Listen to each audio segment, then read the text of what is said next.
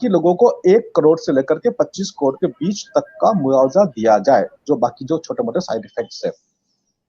अब यहाँ पर कुछ लोगों ने सवाल उठाया कि भैया 100 करोड़ रुपए का मुआवजा किस आधार पर आप मतलब बात हो रही है। तो अभी जी। आप देखें कि कुछ लोग कोर्ट पहुंचे हैं, कुछ लोग सुप्रीम कोर्ट पहुंचे हैं और वहां पर उन लोगों ने 100 करोड़ रुपए के मुआवजे की मांग की है ना। जी। उन्होंने सुप्रीम कोर्ट में बोला कि हमारे बच्चे की डेथ हो गई, हमको 100 करोड़ का मुआवजा दिया जाए। अब मेरा सवाल यह है कि क्या भारत का प्रत्येक व्यक्ति इतना सक्षम है कि सुप्रीम कोर्ट जा सकता है? नहीं जा सकता। सुप्रीम कोर्ट जाना बहुत टेढ़ा काम है ना। आपको बड़ा वकील करना पड़ेगा, आपको बहुत सारा एविडेंस इकट्ठे करने पड़ेंगे, फिर तारीख पे तारीख कितने साल तक केस चलेगा। तो हर व्यक्ति तो सुप्रीम कोर्ट नहीं जा सकता ना। तो फिर उनके लिए क्या उपाय है? उनके लिए ये उपाय है कि हम सरकार से मांग करेंगे, सरकार से कहेंगे कि भैया अगर सुप्रीम कोर्ट फैसला देती है वो अलग मसला है, हम सरकार से कहेंगे कि भैया हम सुप्रीम कोर्ट क्यों जाए, हमने आप लोगों को चुना है ना, आप इसके लिए जिम्मेदार हैं, ये पूरा गेम आपका है।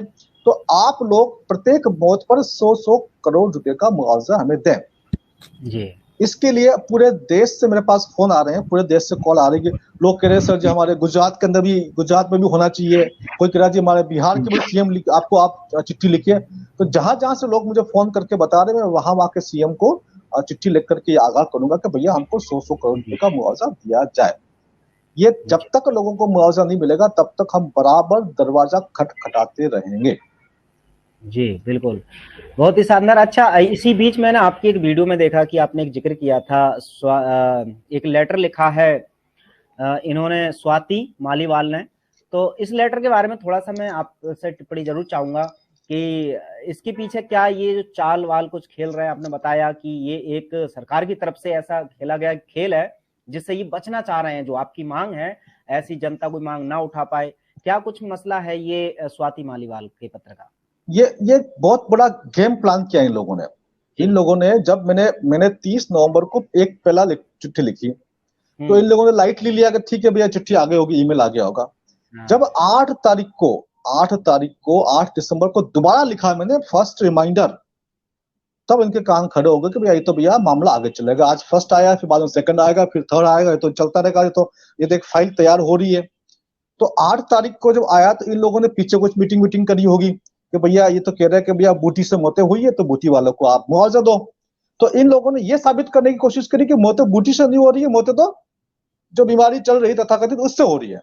ये तो स्वाति मालीवाल जी ने ये लेटर लिखे है, ये उनका लेटर है स्वाति मालीवाल जी का। इसमें उन्होंने 3 अलग अलग लेटर लिखे हैं। तो एक तो उन्होंने लिखा है Indian council of medical research को लिखा है ना। एक लिखा है डीजी हेल्थ को लिखा है, जो स्टेट गवर्नमेंट जो दिल्ली एनसीआर है, और एक डीजी हेल्थ जो है वो नेशनल गवर्नमेंट, उनको लिखा है। 3 लेटर लिखे और लेटर सेम टू सेम है, उसमें कोई बदलाव नहीं है। तो वहां पर ये इसको पूरे मुद्दे को डाइवर्ट करने की कोशिश हो रही है। वो ये कह रही है कि भैया लोगों की डेथ हो रही है, लोग सड़कों पर मर रहे हैं, ये वो स्वीकार कर रहे हैं अपने इस पत्र में। स्वाति मालीवाल जी ये स्वीकार कर रही है कि लोग नाचते हुए मर रहे हैं, क्रिकेट खेलते हुए मर रहे हैं, मेरी सेरेमनी में शादी के मंडप से मर रहे हैं, और ऐसा बहुत सारे मंदिर की परिक्रमा करते हुए मर रहे हैं, और सब बहुत सारे वीडियो आ रहे हैं अलग अलग, है ना। अभी एक कल बच्चा स्कूल में जाते हुए सीढ़ी पर चलते हुए मर गया। ऐसे हजारों सैकड़ों एग्जाम्पल सोशल मीडिया पे आ रहे हैं। इन लोगों ने स्वीकार किया कि मौतें हो रही है। बिल्कुल, राज्यसभा के अंदर जो मसला उठा वहां भी स्वीकार किया गया कि मौतें हो रही है। अभी कांग्रेस के एमपी का जो मैंने आपको जो कागज दिखाया था उसने भी स्वीकार किया कि कुछ गड़बड़ है। ये स्वीकार कर रहे हैं कि मौतें हो रही है, और ऐसी मौतें नॉर्मल मौतें नहीं हो सकती है। अब जब हो रही है और नॉर्मल नहीं हो रही है तो इसका मतलब कहीं ये बूटी की तो नहीं है।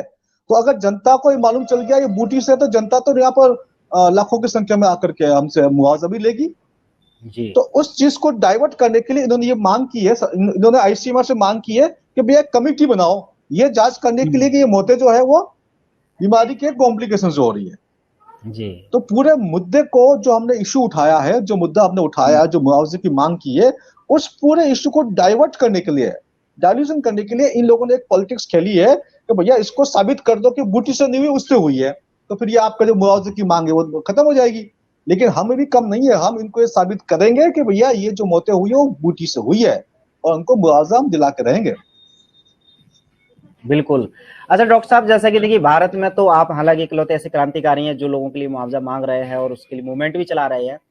क्या चूंकि अब ये टीकाकरण का खेल तो केवल भारत में नहीं पूरे विश्व भर में खेला गया था, क्या कुछ आपकी ऑब्जर्वेशन है विदेश को लेकर के और देशों को लेकर के, कहीं पर वहां पर भी इस तरह की कोई मांगे उठी हैं, या कोई सरकार ऐसी है जो मुआवजा वहां की दे रही है, ताकि हम उनका एग्जाम्पल दे सकें कि देखिए जब वो लोग दे रहे हैं तो आपको भी देना जरूर चाहिए।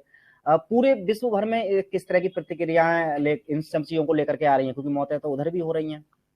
हाँ, पूरे विश्व में इसकी मांग बढ़ चुकी है, क्योंकि अभी तक मामला खुला नहीं था ना, अब मामला खुल चुका है। यहाँ तक कि यूएस के अंदर आप देखिए कि फ्लोरिडा के अंदर वहां ये बात उठ रही कि भैया देखो ये तो पूरा एक गेम था। लोगों को लॉकडाउन तक का मुआवजा मिला है। जापान के अंदर लोगों को लॉकडाउन का मुआवजा मिला है। दुनिया में ऐसे बहुत सारे देश है जहां पर लॉकडाउन का मुआवजा मिला है।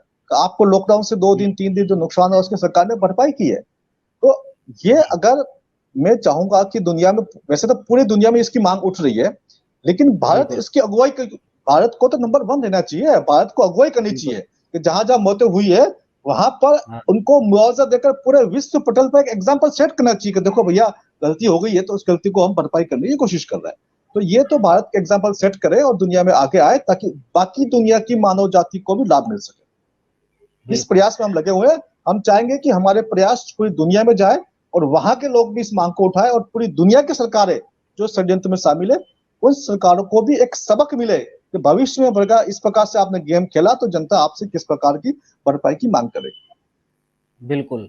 अच्छा डॉक्टर साहब, जैसे अब आप तो अगर सामूहिक तौर पर लोगों के लिए ये मांग कर रहे हैं, कोई एक व्यक्तिगत रूप से भी कोई स्टेप उठाना चाहता है, जो इस वीडियो को खासकर दर्शक देख रहे हैं, उनके घर में इस तरह की घटना हुई है और वो लीगल लड़ाई लड़ना चाहता है सरकार के खिलाफ, या कुछ जैसे आप तो सरकार से मांग रहे हैं, लेकिन अगर वो सुप्रीम कोर्ट या हाई कोर्ट या अपने कोर्ट में कुछ लीगल एक्शन वगैरह ले रहा है, उसके लिए कुछ सलाह या कुछ आप स्टेप बता पाएंगे कि क्या क्या उनके पास ऑप्शन है मुआवजा मांगने के लिए, ताकि एक आम आदमी भी मुआवजा की दरख्वास्त कर पाए सरकार से या न्यायालय से। हाँ, इसके लिए जैसे 2 ऑप्शन हो गए। एक तो हम सरकार से मांग करें, सरकार नहीं मानती तो प्रोटेस्ट करें। एक तो ऑप्शन ये, एक लीगल ऑप्शन खुला हुआ है, सबके पास है। इसके लिए मैंने कुछ वकीलों से बात की है और 3-4 वकील मेरे संपर्क में आए हैं जो इस पूरे मुद्दे पर काम करने को तैयार है ना। वो बिल्कुल न्यूनतम पैसों में काम करेंगे। हमने कहा भैया देखो ये लोगों का मामला, आपको उससे पैसा नहीं लेना, वो न्यूनतम जो भी आपका खर्चा होगा उसके अंदर वो काम करेंगे। तो ऐसा अगर कुछ लोग हैं तो मैं चाहूंगा कि सामूहिक केस तैयार किया जाए। 5, 10, 20 लोगों का सामूहिक केस तैयार किया जाए। आप मेरे पास भेजिए, आप हमसे संपर्क कीजिए, हम एक सामूहिक केस बना करके हम कोर्ट के पास जाएंगे। भैया देखो 10 लोग हो, इनके परिवार में मौतें हुई, या 20 लोग है, 50 लोग है, 100 लोग है। जब सामूहिक रूप से जाएंगे ना तो कोर्ट भी उस बात को अधिक गंभीरता के साथ सुनेगा। तो अगर ऐसा कुछ है, अगर आप लीगल तरीके से कार्रवाई करना चाहते हैं, तब भी आप मेरी टीम से संपर्क करें। मेरी टीम आपकी पूरी हेल्प करेगी इसका। बिल्कुल। अच्छा डॉक्टर साहब, एक आखिरी सवाल के रूप में, जैसे कि अब आपने पिछले दिनों में हमने देखा कि टीकाकरण के विरोध में काफी अच्छे से जागरूकता के साथ साथ आंदोलन भी किए थे, सड़कों पर उतरे थे और बहुत सारे लोगों ने आपका साथ भी दिया, और भी कई सारे कुछ संस्था हैं जो भी सामने से आकर के कार्य कर रही थी। अब इस मुद्दे पर लेकर के कि अब चूंकि टीकाकरण लगाने का तो खैर जोर नहीं है तो लोगों को अब फोर्स नहीं किया जा रहा है, लेकिन अब टीका जिनको लग चुका है उनके लिए आप जो मुआवजे की बात कर रहे हैं, इस मुद्दे को लेकर के कुछ सड़कों पर आकर के आंदोलन का कोई ऐसा कार्यक्रम आपने अभी से कुछ सोचा है कि भविष्य में जरूरत पड़ने पर आप ये करने वाले हैं, या बाकी के जो संस्थाएं ऑर्गेनाइजेशंस कार्य कर रही हैं टीका के विरोध में, उन सबको कोई एक आह्वान देना चाहें आप इस वीडियो के माध्यम से कि भविष्य में हम सबको तैयार रहना है एक बड़ा आंदोलन करने के लिए इस मुद्दे पर?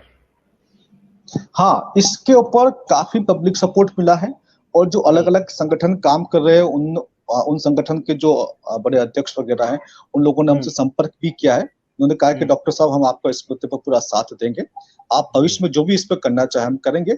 लेकिन फिलहाल हमारा कोशिश यही है कि हम सरकार से एक सॉफ्ट मांग करते हैं। 5 लोग 7 लोग 11 लोग मिलकर के सरकार के पास जाएंगे, उनसे बात करेंगे, उन्हें 5 दिन 7 दिन 10 दिन का समय देंगे। उसके अंदर वो भी अपना पूरा एनालिसिस कर सकते हैं।